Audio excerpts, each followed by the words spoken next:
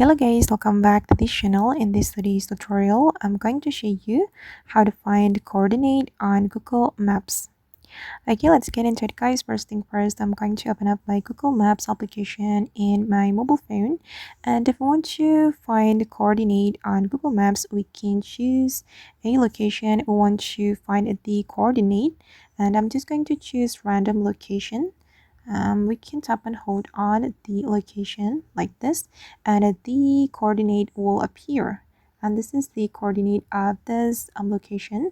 And if you want to copy, you can swipe up like this, and we can tap and hold on the coordinate.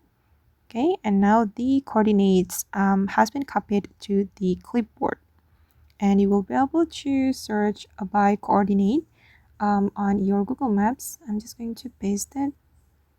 Wait. Okay, this is the coordinate I have just copied from the Google Map.